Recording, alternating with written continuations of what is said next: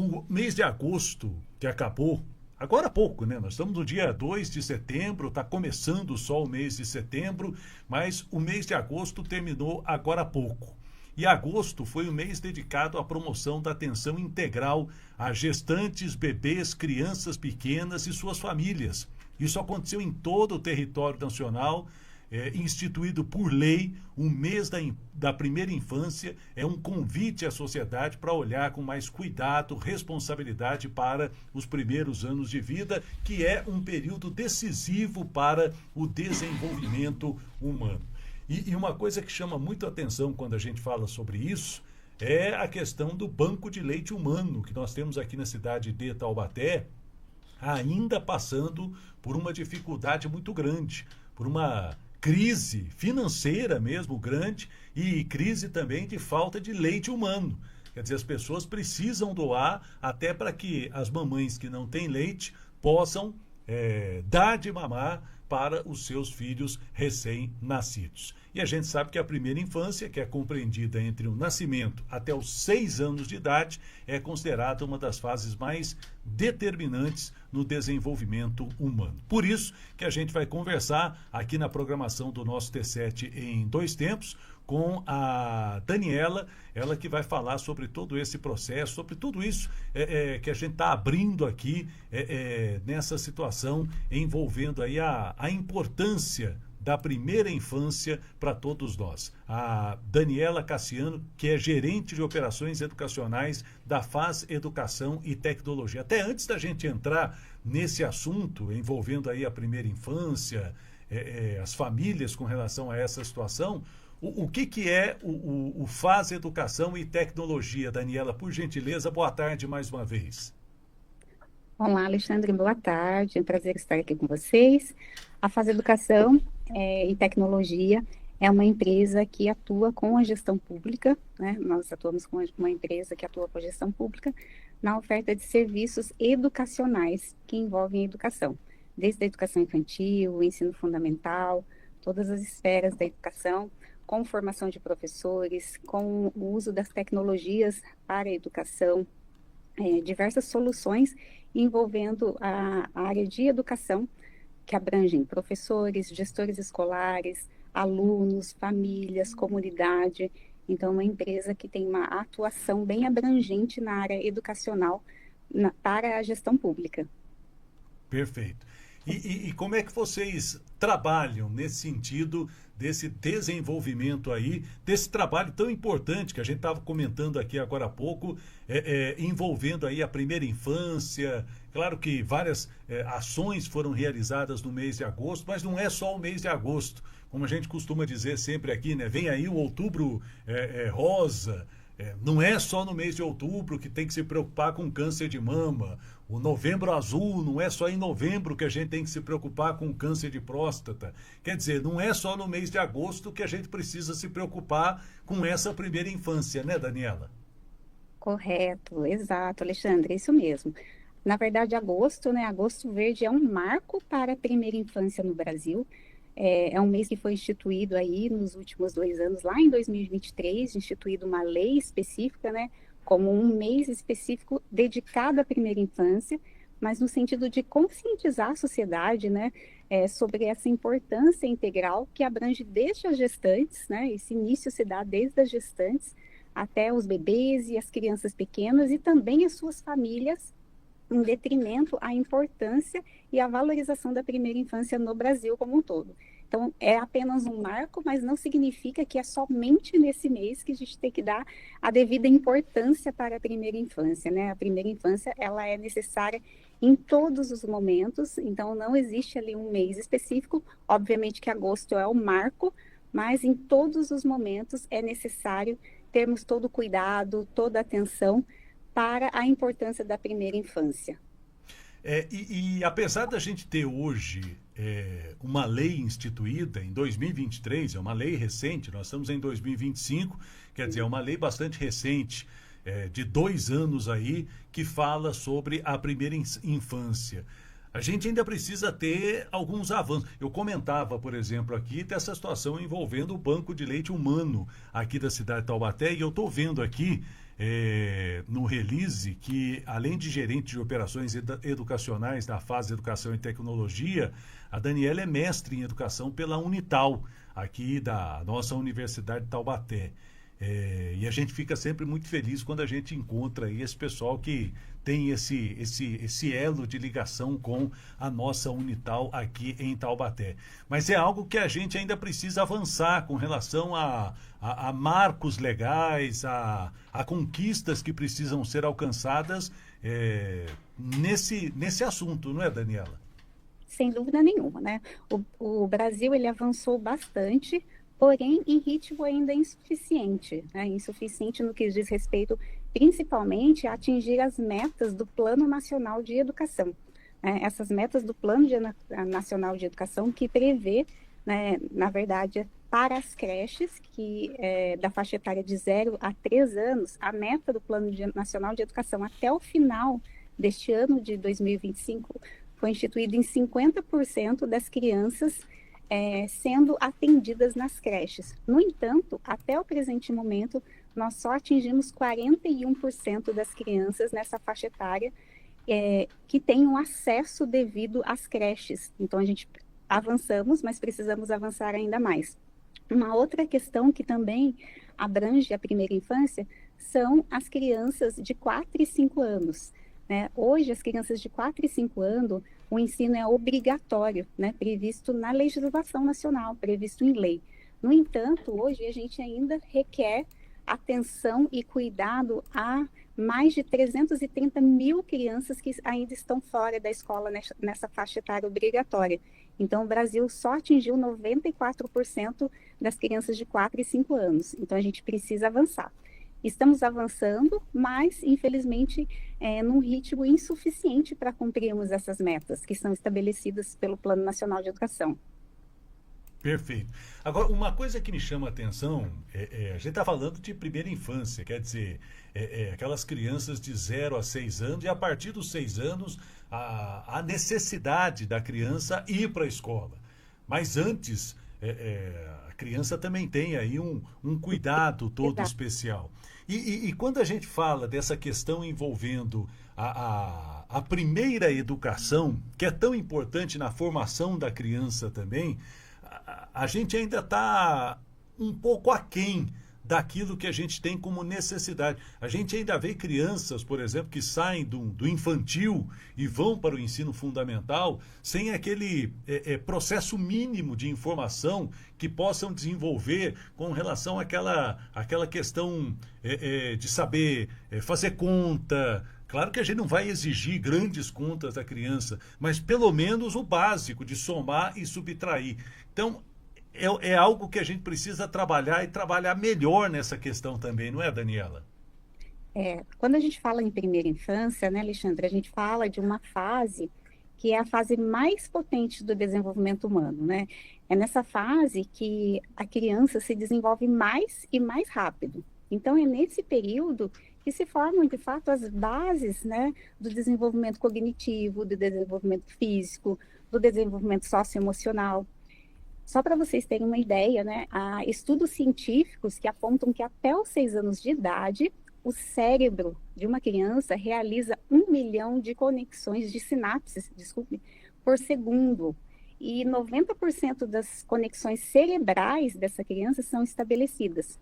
Então, por isso que a primeira infância é uma fase determinante e também é considerada uma janela de oportunidades. Quanto mais estímulos, né, nós tivermos incentivos, engajamento, nós tivermos um trabalho voltado para essas crianças, mais elas serão bem-sucedidas nas suas trajetórias aí de escolar, na sua trajetória acadêmica, nas oportunidades de trabalho na vida futura. Então, é uma fase determinante e fundamental para o desenvolvimento humano, né, se a gente for parar para pensar. Então, isso é uma base sólida, né, uma base muito bem estruturada, sem dúvida nenhuma, vai dar condição dessa criança ter uma trajetória escolar muito bem sucedida, né? Quando ela chega no ensino fundamental, ela já vai ter uma base sólida para o desenvolvimento de outras competências que até mesmo envolvem relações voltadas às noções de matemática, voltadas a um repertório linguístico muito mais amplo, porque é na base que se constitui, então, todo o fator que envolve o desenvolvimento físico, cognitivo e socioemocional dessa criança. Daniela, como é que isso vem sendo colocado em prática, na prática, na vida desses bebês ainda, dessa nossa primeira infância, aqui no Vale do Paraíba, em São Paulo e no Brasil, devido aí a essa lei do mês da primeira infância, devido a todo esse trabalho que vem sendo realizado e esse trabalho que vocês vêm realizando também, Daniela? Bem, esse trabalho que nós estamos realizando, né, como empresa, nós temos uma atuação muito forte no que diz respeito à formação dos educadores, né? Porque todo esse processo, né, precisa passar por uma formação, para que, de fato, esses professores, né, sejam formados e orientados a como desenvolver um trabalho que vá, de fato, estimular essas crianças na primeira infância, né? A fala, o cuidado, o brincar livre, o ler, o afeto, são estímulos essenciais nessa primeira fase, né? Nessa fase que é determinante para a vida deles, que é a primeira infância.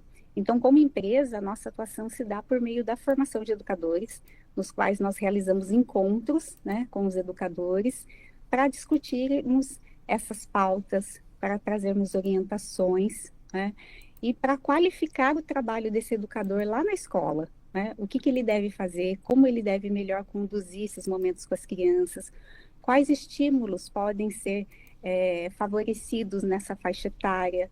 A música é um dos estímulos, né? Uma fala, vários tipos de linguagem, a socialização com as demais crianças que precisa e que é tão necessário que isso aconteça para que essas relações, esses vínculos sejam estabelecidos. O próprio cuidado, porque nessa fase fala-se no cuidar e no educar, que são indissociáveis nessa fase, né, da primeira infância.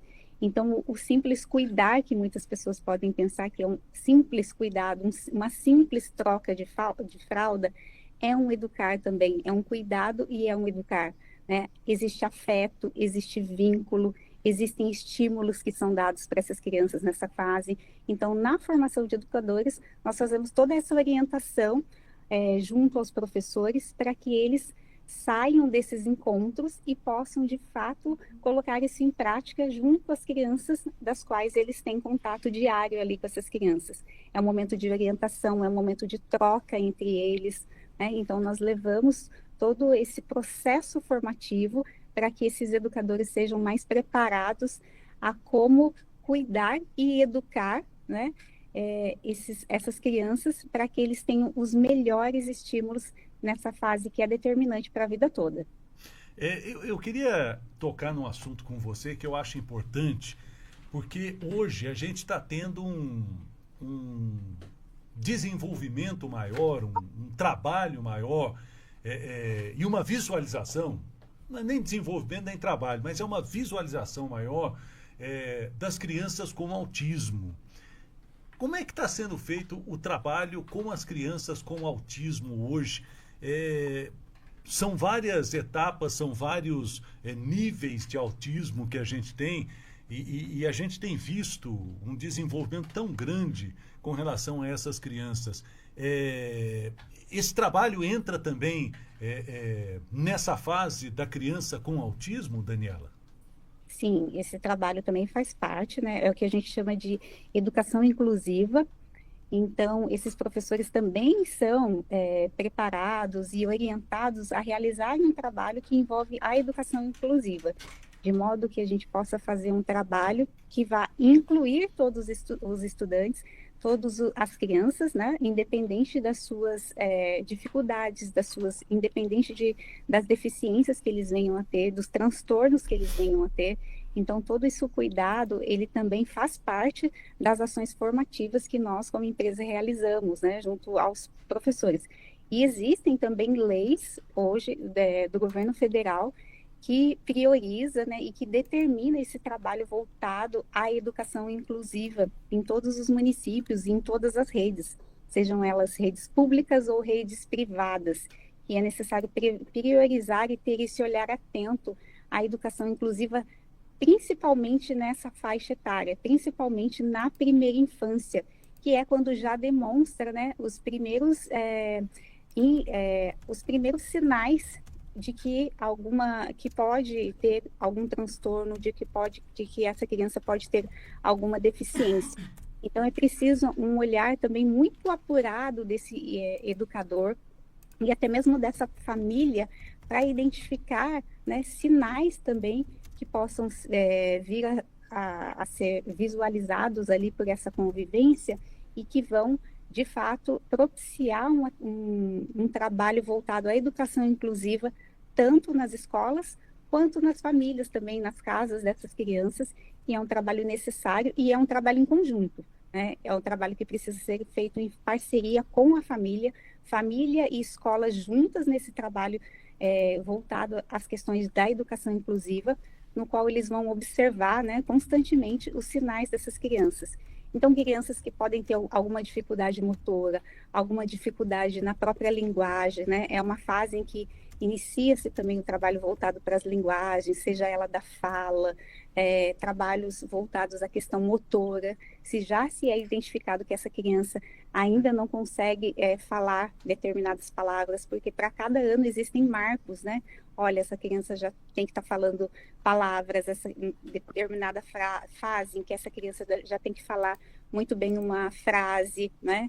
Então, é importante observar sinais e, por meio desses sinais, fazer, de fato, uma identificação adequada, né, para a procura e para a busca de um diagnóstico que envolvem outros especialistas que não somente os profissionais de educação, envolvem outros especialistas também que envolvem outras áreas e até mesmo um trabalho em conjunto com a área da saúde. É uma realidade que não começou agora. A gente sabe que o autismo vem se desenvolvendo, a questão de 10, 12 anos mais ou menos, a gente achava que era mais um pouquinho, há uns 15 anos, mas a gente achava que era fricote das crianças, o que se via, por exemplo, nas filas de supermercados, o que hoje a gente sabe que é o autismo em determinado grau de desenvolvimento. Agora, qual é o trabalho que pode ser feito? Você falou dessa união envolvendo professores, outros profissionais como médicos, por exemplo, mas principalmente mães e pais que possam estar aprendendo mais com relação a essa situação, no caso da criança autista, Daniela. Isso, no caso das crianças, né, que já foram diagnosticadas, né, com o autismo, né, como eu disse, é necessário também fazer uma observação muito criteriosa e muito cuidadosa, porque esse diagnóstico não é um diagnóstico fácil e simples de ser realizado, né, por isso que eu falo que é um trabalho em conjunto, é um esforço coletivo de vários especialistas, né, é a escola, se essa criança frequenta a escola, então são os profissionais que atuam na escola, é a família, são os profissionais que envolvem também áreas da saúde, como neurologistas, psicopedagogos, terapeutas ocupacionais, fonoaudiólogos. Então, existe uma série de profissionais e especialistas que vão, né, em conjunto, darem aí um diagnóstico para essa criança. Se for identificado, de fato, que essa criança é autista, o trabalho vai envolver também uma ação colaborativa e uma ação em conjunto com esses especialistas, né? Porque essa criança passa determinado tempo na escola, mas não é só na escola. Então, dependendo do nível, né, que é identificado de autismo dessas crianças, também é necessário fazer algumas sessões, alguns trabalhos que envolvem outros profissionais que também vão ajudar essa criança a se desenvolver melhor, né? Alguns autistas requerem até situações em que eles precisam ficar com momentos em locais que vão ser mais tranquilos, que não envolvem muitos ruídos, né? Alguns têm uma hipersensibilização a determinadas situações, como ruídos, por exemplo. Então, é preciso identificar, de fato, quais são esses níveis que se encontram esses autistas e fazer um trabalho específico de acompanhamento e também de desenvolvimento dessas crianças. Porque não significa que eles têm um diagnóstico e que eles não vão avançar em suas aprendizagens, muito pelo contrário, né? É possível fazer um trabalho direcionado, no qual eles podem avançar nas aprendizagens, mas é necessário um trabalho colaborativo com vários profissionais envolvidos para que essa criança se desenvolva. Eu quero agradecer aqui a presença do Juliano Almeida, que está mandando aqui um foguetinho, quer dizer que o assunto está subindo, isso é importante. O Faz Educação mandando aqui também no nosso chat aqui um assunto importantíssimo a ser abordado. O nosso querido Arthur Varejão aqui falando sobre o tema que é muito importante a gente tocar hoje em dia. E a Jéssica Nascimento que está dizendo aqui, vamos garantir políticas públicas que garantam o pleno desenvolvimento das nossas crianças nessa fase tão importante da vida. Quer dizer, é uma união de esforços que a gente vê, né, Daniela, com a importância da gente tocar nesse assunto e mostrar que esta primeira infância é a fase necessária, vital aí para o desenvolvimento da criança. É a partir dessa primeira infância que ela vai ter um desenvolvimento mais tranquilo na sua vida, não é? Sem dúvida, a gente costuma dizer, Alexandre, que é nessa fase que todas as experiências, né, todos os estímulos, todas as interações que essa criança tem, seja com crianças envolvendo um grupo de crianças, né, seja crianças com adultos, tudo que ela vive nessa fase pode gerar impactos para toda a vida. E impactos que eu digo positivos e também impactos negativos, né? Porque se essa criança não tem experiências positivas, certamente isso vai impactar futuramente na vida dessa criança. Então é importante ter um olhar voltado para isso mesmo, porque inclusive nessa fase, se a gente investe em políticas públicas, é nessa fase que a gente atinge de forma mais eficaz o rompimento de desigualdades, a gente pode quebrar ciclos de pobreza, a gente pode prevenir diferentes formas de violência e, de certa forma, aí impulsionar o desenvolvimento do nosso país, né? Uma primeira infância saudável, uma primeira infância vivida da melhor forma possível, vai ter um impacto muito significativo no desenvolvimento do nosso país. Sem dúvida nenhuma. A Jéssica, inclusive, está dizendo aqui que atendimento multidisciplinar é fundamental para ampliar as oportunidades de desenvolvimento e aprendizagem de todas as crianças. Esse atendimento multidisciplinar, como é que pode ser desenvolvido de forma prática? A gente tem muito, eu acho que pode ser assim, a gente acredita que assim seria melhor, mas de forma prática, como é que esse atendimento multidisciplinar pode funcionar com relação a essa chamada primeira infância nessa fase, como disse aqui a Jéssica, de aprendizagem, Daniela? Certo. Esse atendimento multidisciplinar, ele pode estar relacionado, como eu disse, àquele esforço coletivo envolvendo vários profissionais, sejam profissionais da educação, sejam profissionais da área de especialidades médicas, como um fonoaudiólogo, se essa criança tem algum distúrbio, né, algum transtorno envolvendo a questão da linguagem. A gente pode estar fazendo um trabalho com o terapeuta ocupacional, mais o professor na escola, para desenvolver questões motoras. Então, esse trabalho multidisciplinar é a união de vários profissionais e especialistas de várias áreas que podem impulsionar o desenvolvimento dessas crianças, né, cada vez mais e melhor. Então, é a junção mesmo de vários profissionais multidisciplinares que vão aí apoiar e impulsionar o desenvolvimento dessas crianças. Agora, para quem quer conhecer um pouquinho do Faz Educação e Tecnologia, como é que pode fazer, Daniela? Bom, a gente tem o nosso site, fazeducação.com.br, que vocês podem acessar. Também as nossas redes sociais, @fazeducação, para conhecer um pouco do nosso trabalho, do que a gente realiza em vários municípios do Brasil, né? É um trabalho bem amplo, então vale a pena aí acessar as nossas redes sociais, @fazeducação, o nosso site, fazeducação.com.br. A nossa matriz fica aqui em São José dos Campos, e se alguém quiser fazer um contato, é só mandar aí para a gente uma mensagem aí por meio desses canais, né? Sejam do nosso site, seja das redes sociais, e a gente tem uma equipe aqui muito atenta a essas questões e estamos super à disposição também para conversar com qualquer um de vocês.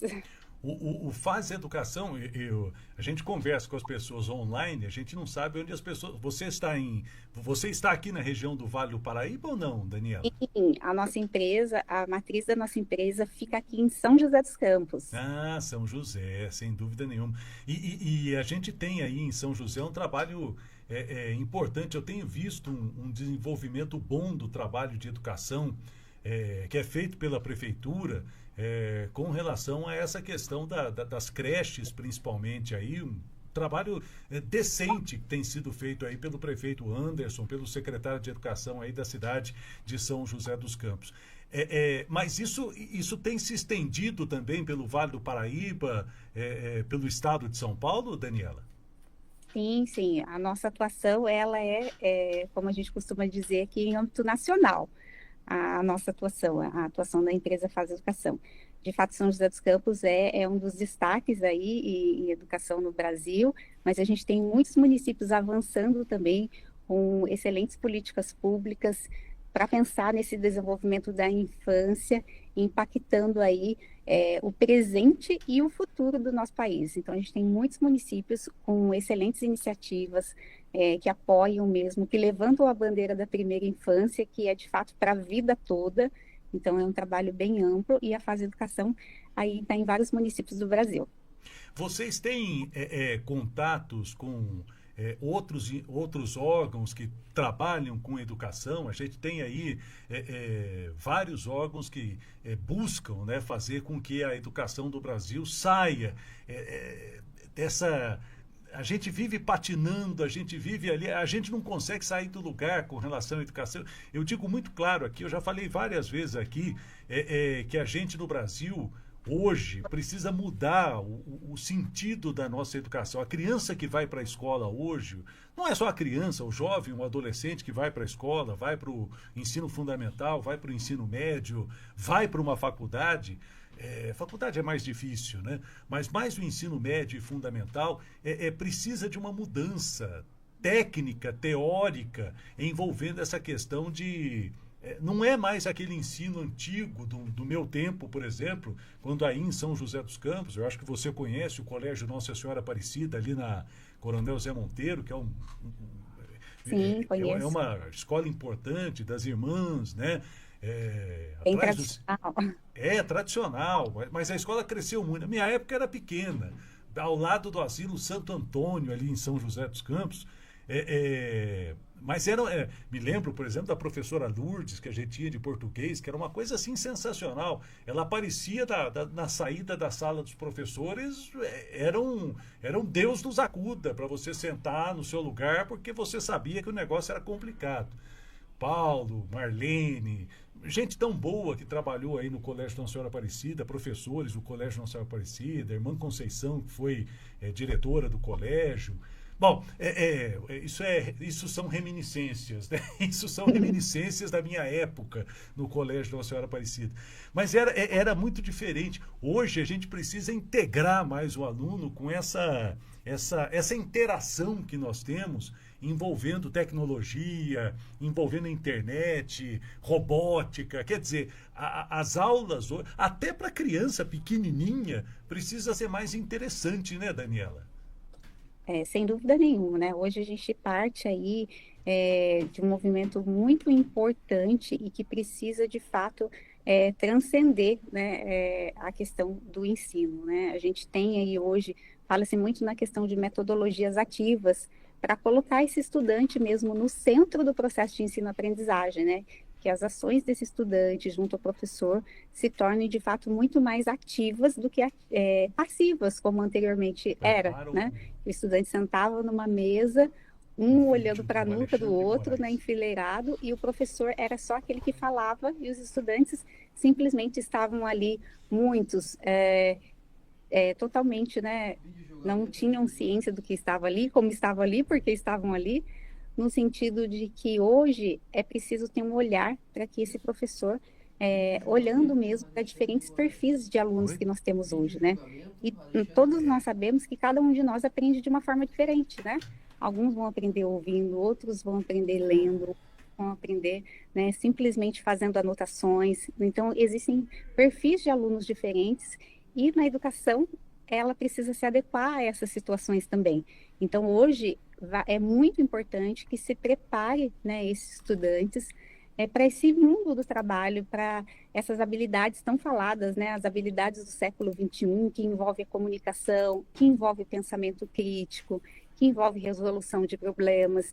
E quando você fala do trabalho, né, envolvendo a robótica, envolvendo as tecnologias, é um dos recursos que são utilizados para o desenvolvimento dessas habilidades aí tão necessárias para esse século XXI. Habilidades como a comunicação, né, como o pensamento crítico, que esses estudantes tenham projetos de vida também, que isso é muito importante, né? Precisa ter um projeto de vida. Então é necessário mesmo mudar e ter um olhar para diferentes perfis de estudantes que nós temos hoje e que estejam mais antenados às necessidades do século XXI e que todos possam aprender, né? E cada um da sua forma, mas que todos possam aprender. Então, um trabalho voltado para as metodologias ativas, com os diferentes recursos que nós temos hoje, até com a chegada da inteligência artificial na educação, né, que é algo que está mexendo muito aí com os educadores, a inteligência artificial, mas isso deve se estender à escola, sim, né? A escola tem que estar aberta a essas novas metodologias, a esses novos recursos, para que de fato possa formar um estudante de forma integral, não só que seja necessário um olhar voltado para o cognitivo, mas também para o desenvolvimento de outras habilidades, sejam elas socioemocionais, no contato, na convivência, na interação com o outro, no respeito pelo outro. Então, são abordagens que hoje estão sendo muito consolidadas já na área da educação, como, por exemplo, as metodologias ativas, têm sido abordagens consolidadas que, de fato, priorizam o desenvolvimento dessas habilidades para o século XXI. Perfeito. Bom, Daniela, algo mais a acrescentar? Eu queria agradecer a sua presença com a gente aqui, agradecer a Sâmia Fernandes também, que mandou aqui um recado no nosso chat, tema extremamente pertinente e com contribuições enriquecedoras, e a Patrícia Siqueira Lima mandando aqui uma entrevista excelente.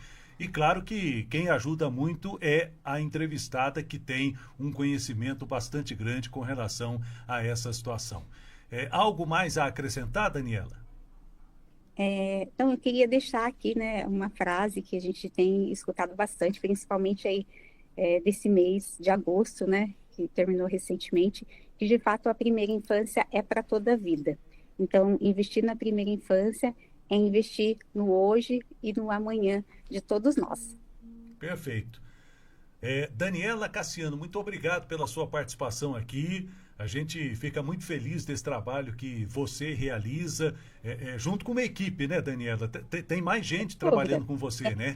Tem muita gente trabalhando, tem toda uma equipe, são várias áreas aqui na empresa que compõem também a empresa Faz Educação, né? A área de operações educacionais é uma área também que tem várias pessoas, né? Hoje eu tenho mais de 20 pessoas na equipe da área de operações, a gente tem a área de produtos, a gente tem a área de marketing, tem a área administrativa, tem várias áreas, tem a área de recursos humanos, então várias áreas que compõem todo esse trabalho que a gente realiza aqui, né? Se eu falar de todo mundo, eu não consigo, mas são várias pessoas envolvidas nesse trabalho que a gente realiza para levar o que há de melhor para as crianças.